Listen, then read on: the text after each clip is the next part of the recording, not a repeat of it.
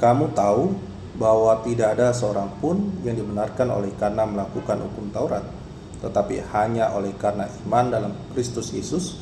Sebab itu kami pun telah percaya kepada Kristus Yesus, supaya kami dibenarkan oleh karena iman dalam Kristus dan bukan oleh karena melakukan hukum Taurat. Sebab tidak ada seorang pun yang dibenarkan oleh karena melakukan hukum Taurat. Galatia 2 ayat yang ke-16.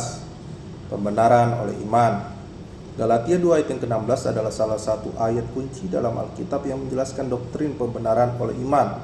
Yang pertama, inti pesan, iman versus hukum Taurat. Ayat ini menegaskan bahwa status benar di hadapan Allah tidak diperoleh melalui ketaatan pada hukum agama, melainkan semata-mata melalui iman kepada Yesus Kristus. Melakukan hukum Taurat merujuk pada usaha manusia untuk mematuhi peraturan Musa atau standar moral demi mendapatkan perkenanan Tuhan. Iman dalam Kristus bukan sekedar pengakuan intelektual, tetapi kepercayaan aktif dan penyerahan diri sepenuhnya kepada karya penebusan Kristus. Yang kedua, 3 kali penegasan. Paulus mengulang poin utamanya sebanyak 3 kali dalam satu ayat ini untuk menekankan kepastiannya.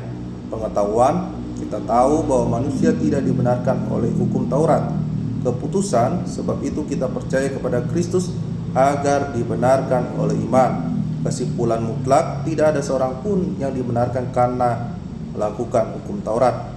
Konteks historis, Paulus menulis ini sebagai tanggapan atas pengaruh kelompok Yudais yang mengajarkan bahwa orang Kristen non-Yahudi harus mengikuti adat istiadat Yahudi untuk benar-benar selamat. Paulus menegaskan bahwa hidup di bawah hukum Musa tidak membawa keselamatan.